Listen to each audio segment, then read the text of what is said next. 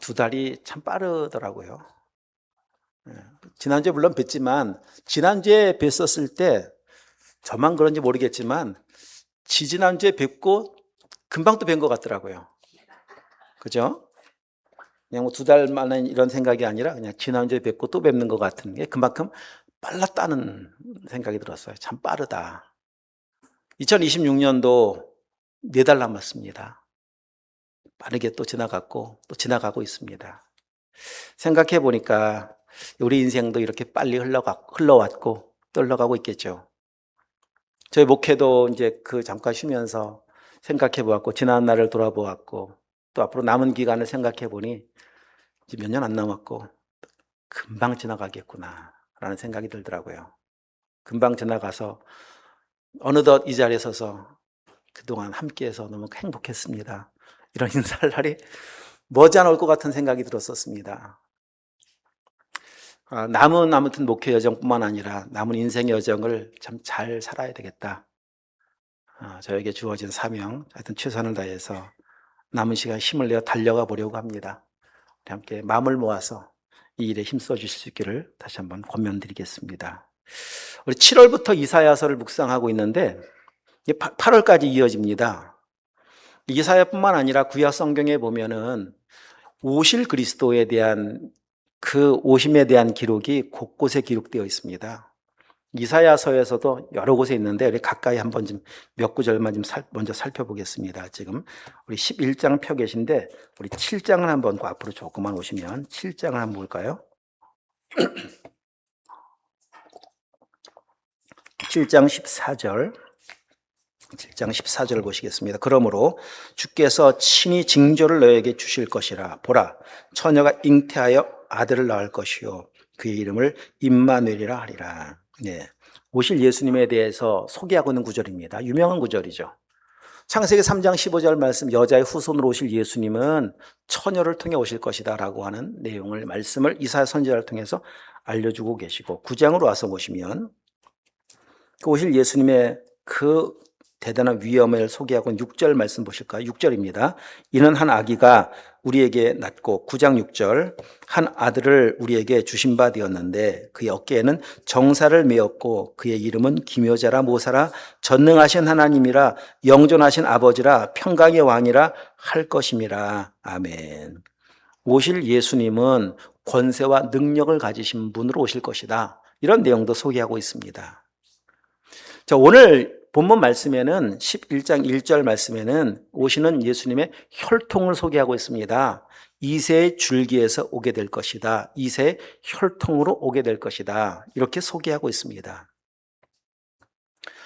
하필이면 이 이사야 선지자는 다윗의 후손으로 온다 이렇게 표현하지 않고 이새의 후손으로 오신다 이렇게 표현하고 있는지, 물론 이새를 통해서 소개하고 싶은 그 다윗도 있고 그리고 이제 예수님을 의미하고 있는데, 이새는 다윗의 아버지 이새는 당시 베들레헴에 목축을 하는 목동이었었습니다. 그의 가문 전체가 이제 목축하는 목축업을 하고 있었죠. 근데 문제는 당시 유대인들은 유대 사회에서는 목축하는 사람들을 그렇게 귀하게 여기지 않았습니다. 이 직업은 천한 직업이었습니다. 그러니까 멸시를 하죠. 무시를 하죠. 경멸하죠. 이새의 줄기에서 오신다라고 하는 것이 이런 걸 힌트 삼아주고 있거든요. 이걸 더 구체적으로 보면 53장을 가서 보시면 예수님의 오심과 죽으심에 대한 내용을 53장에 보면 아주 잘 소개하고 있습니다. 53장 한번 펴보겠습니다. 53장 2절 3절 말씀 다 함께 시작. 그는 주 앞에서 자라나기를 연한 순 같고 마른 땅에서 나온 뿌리 같아서 고운 모양도 없고 풍채도 없은즉 우리가 보기에 흠모할 만한 아름다운 것이 없도다. 그는 멸시를 받아 사람들에게 버림받았으며 간고를 많이 겪었으며 질고를 아는 자라.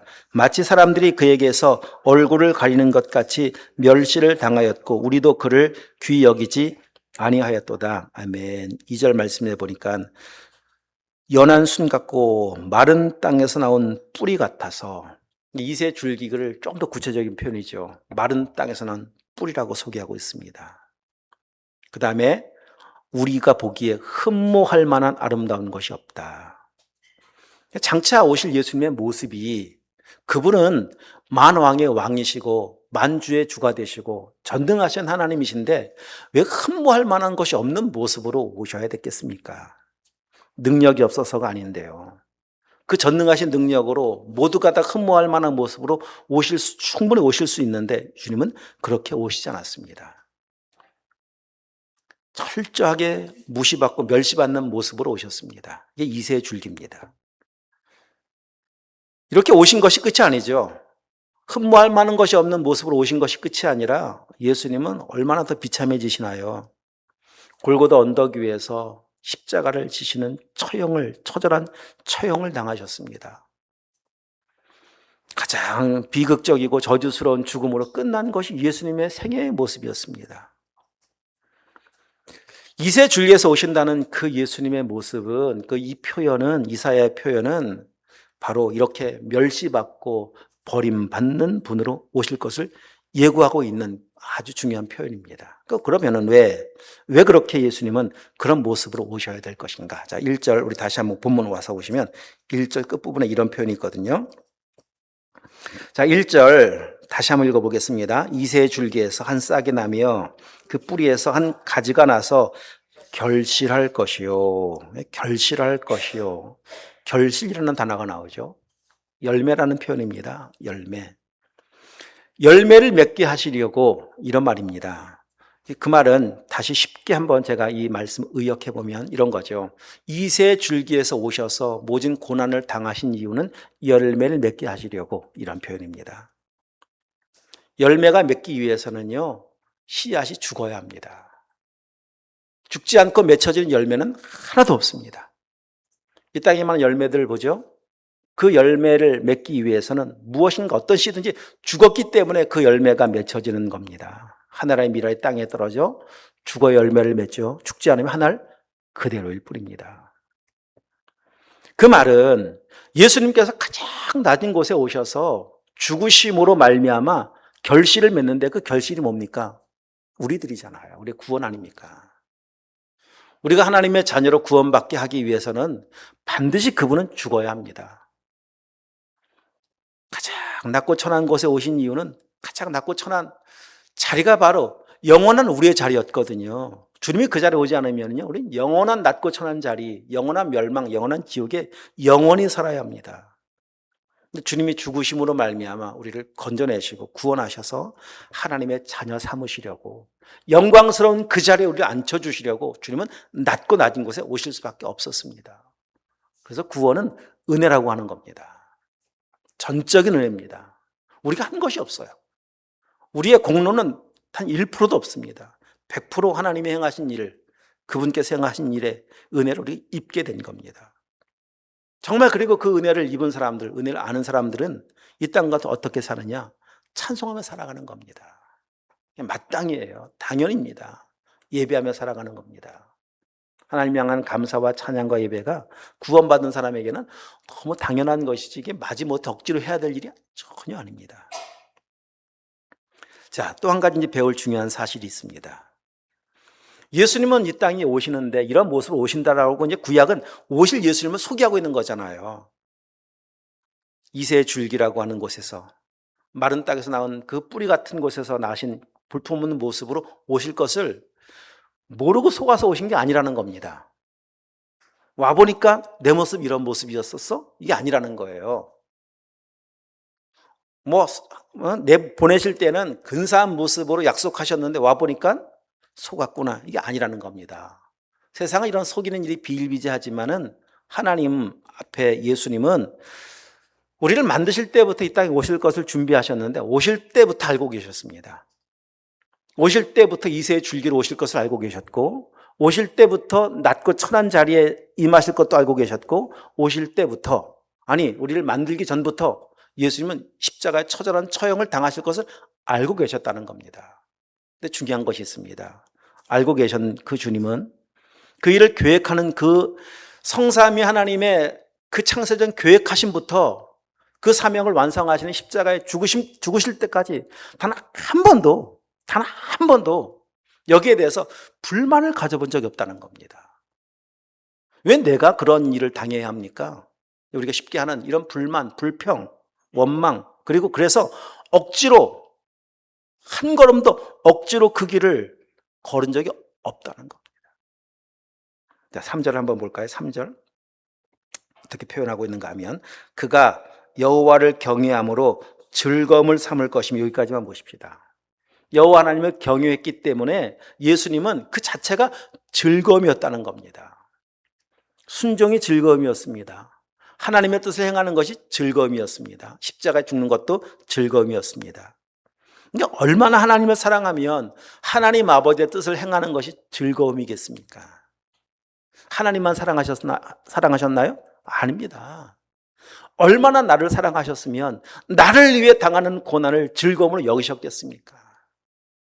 사랑해야만 아는 표현이고 고백입니다. 사랑하면 아시죠?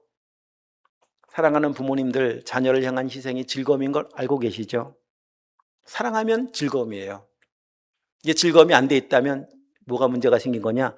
사랑에 문제가 생긴 거예요. 모든 관계 속에서 그렇습니다. 사랑하면 어떤 일이든 즐겁게 행할 수가 있습니다. 즐겁게 행할 수 있었던 예수 그리스도의 모습이 2절에 소개되고 있는데, 자, 2절을 다시 한번 읽어봅니다. 그의 위에 여호와의 영 곧 지혜와 총명의 영이요 모략과 재능의 영이요 지식과 여호와를 경외하는 영이 강림하시리니, 여호와의 영이 예수님 안에 충만하셨다는 겁니다. 요한복음 1장 14절 말씀에서는 이 말씀을 이렇게 말씀하고 있습니다. 말씀 육신이 되어 우리 가운데 거하시며 우리가 그 영광을 보니 아버지의 독생자의 영광이 은혜와 진리가 충만하시더라. 은혜와 진리로 충만하신 예수님, 여호와의 영으로 충만하시기 때문에 여호와께서 맡기신 일, 아버지 하나님께서 행하시는 그 일이 예수님에게는 부담스러움도 아니고 억지로 마지 못해서도 아니고 그냥 즐거움이었습니다. 십자가 지는 일이 즐거움이었습니다.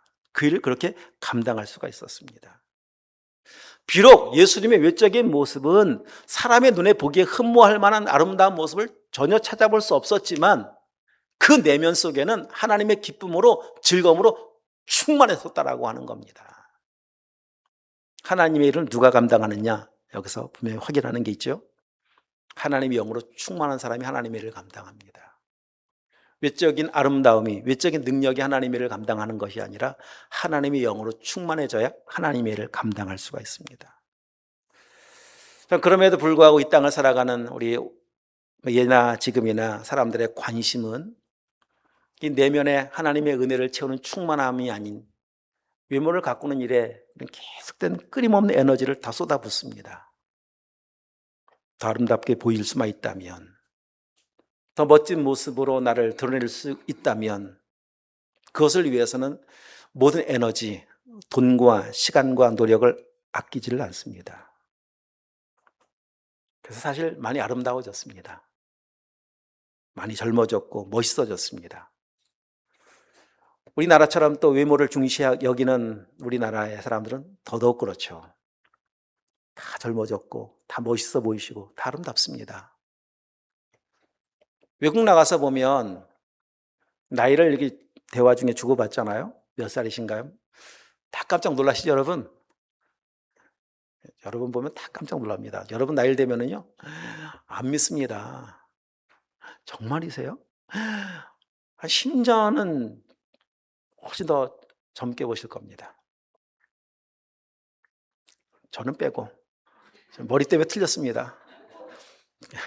네.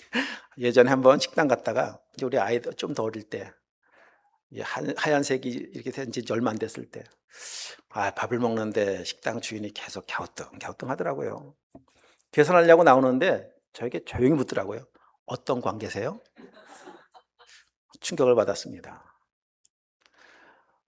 다 젊어졌고 멋있고 아름다워 보이는데, 자, 문제는 뭔가 하면은 사람들의 마음은 아름답지 않습니다. 그 속에는 자유함도 없고 온유함도 없고 그냥 거칠고 악하고, 뉴스에서 보게 되어지는 그 아주 강력한 범죄가 저질러지고 나면은 범죄자 얼굴이 공개될 때가 있습니다. 아니, 저 얼굴로, 저렇게 아름다운 얼굴로 저렇게 멋진 얼굴이, 멋진 사람이 저런 흉악죄를 저질렀다고 믿어지질 않습니다.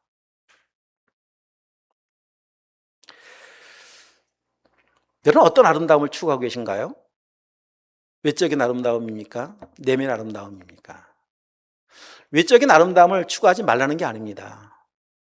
우리 그리스도인들은 적어도 내면 아름다움을 동시에 추구할 수 있어야 합니다. 이게 그냥 주어지는 게 아닙니다.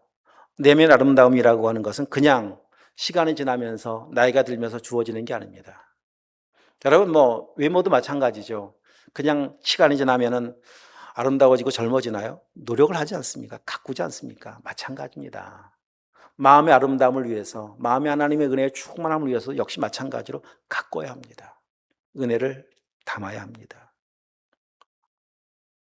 겉은 번드르한데 온갖 속은 악하고 음흉하고 추악한 그 지옥과 같은 삶을 살지 않도록 우리 아름다움이 내면 속에 충만해질 수 있는 은혜가 있기를 우리 모두 가운데 축복합니다. 우리의 모델은요, 이 세상의 아름다운 세상의 그 유명한 모델 연예인이 아닙니다. 우리의 모델은 오직 유일한 모델은 예수 그리스도 아닙니까? 예수님 모델 삼고 사신다면 예수님이 사셨던, 예수님이 살아가셨던 그 아름다운 삶의 길을 함께 걸어가는 겁니다. 흠모할 만한 아름다운 것이 없던 예수님의 생애의 발자취 속에는요, 향기가 있어요. 생명의 그 발자취가 있습니다. 왜냐하면 그분은 그 삶 자체가 섬기셨기 때문에 그렇습니다. 공공장소에 가면 이런 문구를 볼 수가 있습니다. 아름다운 사람은 머문 자리도 아름답습니다. 그것이 우리의 삶이 되길 축복합니다. 자, 예수님께서 오셔서, 이제 그렇게 오셔서 예수님께서 완성하신 하나님의 나라를 소개하고 있는데, 오늘 본문 6절부터 9절 말씀에 보면, 눈으로 한번 성경 말씀을 보십시오. 거기는 짐승들이 소개가 됩니다. 동물들이 나옵니다. 자, 6절에 보면 이리와 양이 나오고, 어린 양이 나오고, 그 다음에 표범과 어린 염소가 나오고, 송아지와 어린 사자가 나오고, 7절 말씀에 보면 암소와 곰이 나오고, 지금 여기 나오는 짐승들을 이렇게 대조해 주고 있는데 도무지 함께 있을 수 없는, 함께 있으면 누군가는 반드시 죽어야 하는 그런 구조의 동물들입니다. 근데 신기하게도 어떤 표현들이 계속 반복되는가 하면 함께라는 표현이 계속 반복되는 것을 찾아볼 수가 있습니다. 다시 눈여겨 한번 보십시오. 함께 6절 살며, 함께 누우며, 함께 있어, 7절 함께 엎드리며, 엎드린다라고 한다는 말은 6절이 누우며 똑같은 말입니다. 시편 23편 2절 그가 나를 푸른 초장에 누이시며, 그 말은 쉬게 하신다는 겁니다. 함께 누워 쉬는 것을 의미해 주고 있는데, 자, 그리고 그 다음 7절 함께 풀을 먹으며, 함께 먹고 눕고 쉰다, 가족이라는 말입니다. 누가 함께 먹고 눕고 함께 쉴 수가 있습니까? 누구와? 가족밖에 없습니다. 근데 여러분 신기한 것은 이리와 양이 어떻게 함께 먹고 쉬고 함께 누울 수가 있겠습니까? 만약에 이것이 관계가 정산이 안 된 상태에서 함께 먹고 마시고 누우면은요, 눕는 자리가 가시방석입니다. 여러분 생각해 보십시오. 이리와 양이 지금 함께 누워 있다고 생각해 보십시오. 표범과 염소가 함께 누워 있다고 생각해 보십시오. 염소의 입장에 생각해 보시라니까요. 언제 잡아먹으려고 저거. 그 눕는 자리가 편안할 수 있겠습니까? 함께 식사를 한다면 식사 자리에 그 식사가 소화가 되겠습니까? 근데 성경 이렇게 표현을 하고 있거든요. 여러분, 이 세상 속에 보여지는 이 동물의 세계는 우리가 영상을 통해서, 매스컴을 통해서 동물의 세계를 봅니다. 평온해 보이는 저 사파리의 초목지대는요, 사실 그곳에 살고 있는 짐승들에게는 전쟁터입니다. 어떻게 평온할 수가 있겠습니까? 어떻게 편안할 수가 있겠습니까? 편안히 누울 수가 있겠습니까? 나를 죽이려고 호시탐탐 기회를 엿보고 있는 맹수들이 으르렁거리고 있는데요. 그러다가 맹수 한 마리가, 표범 한 마리가 먹이를 발견하는 순간 달려옵니다. 여러분 보셨잖아요. 달려오면 도망갑니다. 정말 36개 주랭랑을 칩니다. 그냥 그러다 잡히면 그냥 한순간 숨통이 끊어지는 것이고 먹이가 되는 건데, 그거를 지켜보고 있는 짐승들이 누가 도와주나요? 피해다 도망가든지, 아니면 어슬렁거리고 있는 짐승들은 뭔가 떨어지는 그 뭔가 조그만 먹잇거리 없나, 그거 지금 노리려고 그냥 주변을 어슬렁거리죠. 여러분, 그런 짐승의 세계가 바로 오늘 이 세상이라는 겁니다. 세상 그렇지 않습니까? 우리가 살고 있는 이 세상은 철저하게 약육, 강식, 적자, 생존의 원칙 아래 이 땅은 지금까지 움직여 왔습니다. 강한 자가 약한 자를 해치게 만들고 상하고, 절대 이리와 양이 함께 있을 수 없는 것 같이 이 땅의 구조는 그렇습니다. 함께 있지 못합니다. 역사 속에 흘러왔던 강국은 항상 약한 나라를 침범했습니다. 침략했습니다. 노력했고, 그리고 그런 구조 속에 성경의 역사뿐만 세계의 역사가 그래 왔었고요. 애굽이 그랬었고, 아수르가, 바벨론이, 페르시아가, 로마가, 지금은 안 그렇습니까? 매일 뉴스에 오르락내리락 하고 있는 그 내용들은 다른 이야기입니까? 강하니까 그 힘을 가지고서 그냥 다 지배하겠다는 겁니다. 힘 있는 나라들은요, 주변 약한 나라 먹잇감입니다. 힘 있는 나라가 약한 나라를, 힘 있는 사람이 약한 사람을 도와주는 것 같아 보이죠? 진정한 도움입니까? 필요하니까 도와주는 척 하는 거죠. 그래서 힘없고 빽 없고 돈 없는 사람들은 서러움과 고통 속에 설 수밖에 없습니다. 그래서 살아가는 사람들은요, 인생을 살면서 목표를 하나 세우기 시작합니다. 그 목표가 뭔지 아십니까? 나도 돈을 벌어야 되겠다. 나도 힘을 가져야 되겠다. 왜? 나도 표범이 되고 싶어서. 나도 사자가 되고 싶어서. 더 이상 양으로, 어린 염소로는 못 살겠다. 이 구질구질한 삶 못 살겠다. 그거 아닙니까? 양이 돈을 벌어, 양이 힘을 가져 표범이 되는 순간 어느덧 그 표범은 또 양을 학대하고 괴롭히고 있지 않습니까? 그것이 세상입니다. 우리가 살고 있는 세상의 이야기입니다.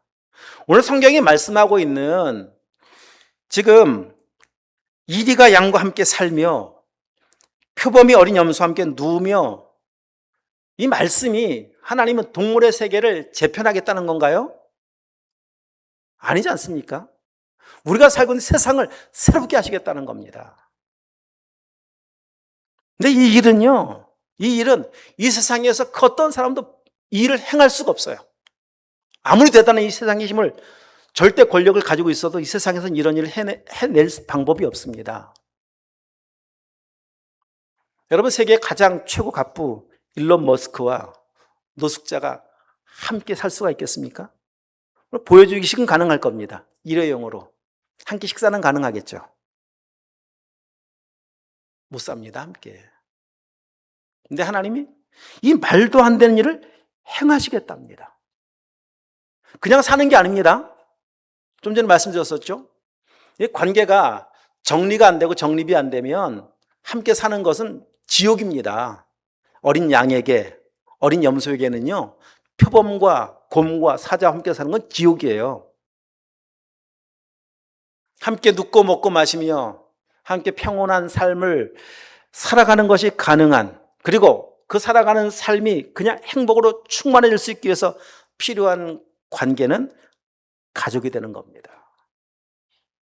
하나님이 행하시고자 하는, 예수 그리스도를 통해 행하시고자 하는 그 일은 우리 모두를 다 구원하셔서 하나님 나라의 가족 만드시겠다는 거예요. 얼마나 놀라운 일입니까? 그래서 천국에 가면, 이 땅의 생애를 다 마치고 천국에 가면은요, 실제로 이 일이 이제 가능해지는 거예요. 이리와 양이 함께 먹고 마시며 눕습니다. 거기선 더 이상 원수가 있을 수 없습니다. 거기선 더 이상 먹이사슬 관계가 존재할 수 없습니다. 다 친구고, 다 형제고, 다 가족이에요. 예수님께서 이 땅에 오셔서 행하실 일인데 그 일을 가능케 하시는 능력의 예수님을 우리 읽었던 9장 6절 말씀 다시 한번 가서 펴서 보시면, 자, 6절 끝부분에 보면 예수님을 향해서 평강의 왕 이렇게 소개하고 있죠. 평강의 왕. 일이 가능한 이유는 예수님께서 평강의 왕이시기 때문에 그렇습니다. 평화의 왕으로 오신 예수님이시기 때문에, 평화의 왕으로 오신 예수님께서 먼저 그 삶을 사신 겁니다. 예수님은 하나님이십니다. 그는 근본 본체 하나님과 하나이신 하나님의 형상 그 자체이시고 하나님 자체이십니다. 여기 짐승으로 놓고 본다면 표범이 될 수가 있고 곰이 될 수가 있겠죠. 근데 예수님이 이 땅에 오셔서 그 전능하신 능력으로 이 땅에 오셔서 사셨던 삶의 모습은 곰 사자로 오셔서 그 어린 양, 어린 염소를 그냥 잡아먹고 먹이사슬 관계 저 하위로 생각하고서 부려먹는 것이 아니라 예수님의 삶의 모습은 항상 낮은 자리에 임하셔서 낮은 곳에 계신 사람들과 함께 먹고 마시고 함께 울고 웃으셨습니다. 진정한 하나님 나라가 무엇인가를 예수님은 그 삶으로 보여주셨습니다. 자신을 향해 저주하고 핍박하고 조롱하고 십자가에 못 박는 사람들을 향해서까지도 예수님은 요한복음 13장 1절 말씀과 같이 자기의 사람들이라고 말씀하고 계시고 그들을 사랑하시되 끝까지 사랑하셨습니다. 끝까지. 자, 우리의 성경 우리 베드로전서 2장 이건 찾아서 한번 읽어보겠습니다. 베드로전서 2장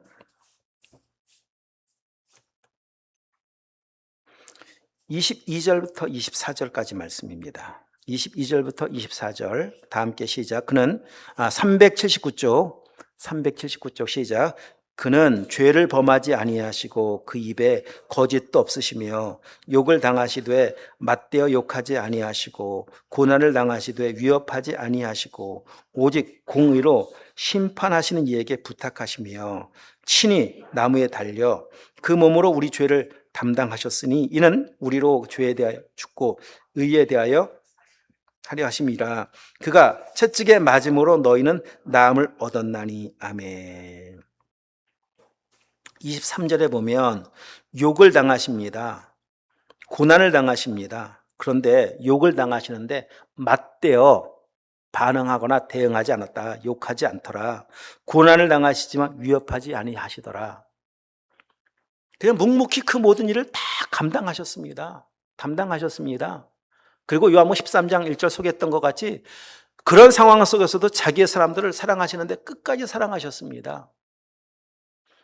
그런 이유가 왜 그렇게 행하셨느냐? 21절, 아주 중요한 근거를 찾아보셔야 합니다. 다 함께 시작. 이를 위하여 너희가 부르심을 받았으니 그리스도도 너희를 위하여 고난을 받으사 너희에게 본을 끼쳐 그 자취를 따라오게 하려 하셨느니라.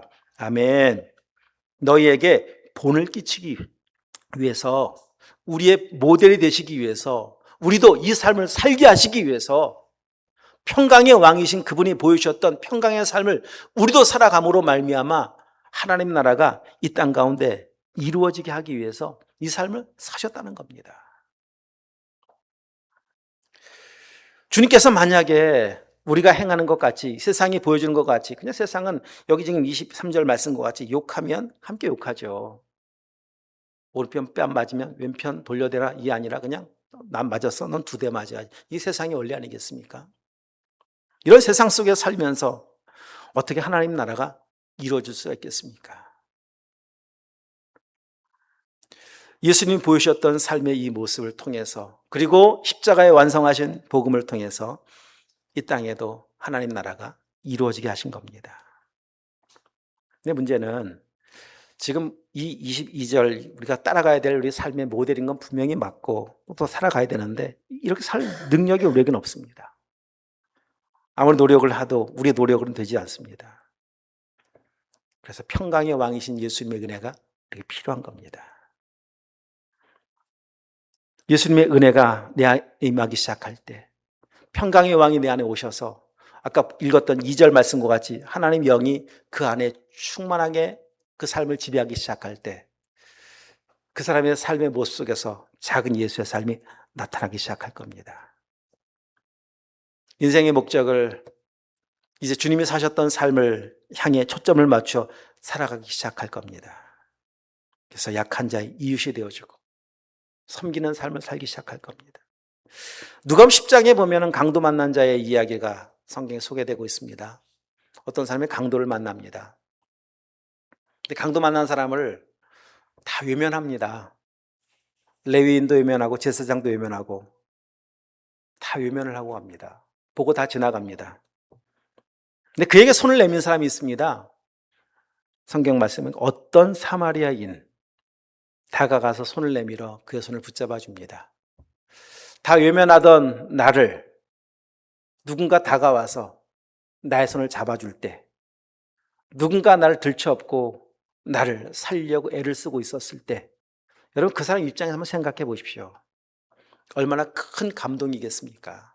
다 외면하는데, 강도 만나 다 피해가는데 그냥 괜히 옆에 있다가 나까지 그냥 손해를 볼까 생각해서 다 가던 길을 더 돌아서 돌아가는데 누군가 다가옵니다.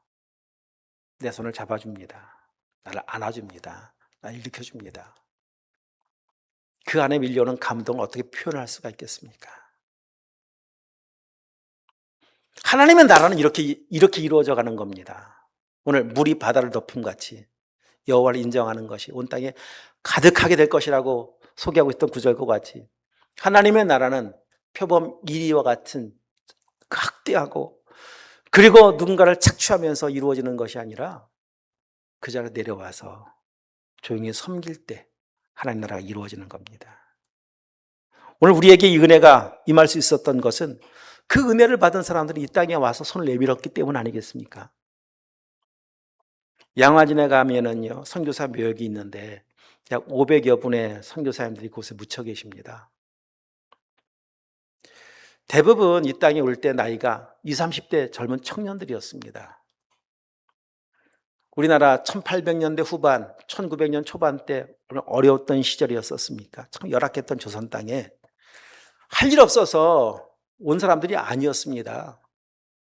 그 사람들이 이 땅에 오기 전에 직업들을 보면은요, 선교사님들이 물론 가장 많았지만은 세상의 의사, 유명한 의사, 음악가, 운동선수, 외교관, 또 엔지니어, 군인, 자신들이 누릴 수 있는 모든 기득권의 자리를 다 내려놓고 정말 이 소망 없는 이 조선 땅까지 그 먼 길을 달려온 겁니다. 이 땅에 그냥 왔다 간 단기 선교사가 아니라 이 땅에 뼈를 묻기로 작정을 하고 온 겁니다. 죽기로 작정을 하고 온 겁니다. 그렇게 섬김으로 말미암아 이 땅에 하나님의 나라가 이루어질 수 있었던 거 아니겠습니까? 우리도 주님이 가셨던 길을 따라가기 원하신다면 오늘 우리에게 필요한 것이 무엇인가? 우리 외모 가꾸는 것도 중요한 일이겠지만 우리 내면 속에 하나님의 영을 채우는 것, 은혜를 채우는 것이 중요합니다. 충만하게 채워져야 합니다. 물이 바다를 덮은 것 같이 내 안에 먼저 하나님의 나라가 밀려와야 돼요. 은혜가 밀려와야 돼요. 은혜가 밀려오면, 은혜가 채워지기 시작하면 그 채워진 은혜는 절대 그냥 머물러 있지 않습니다.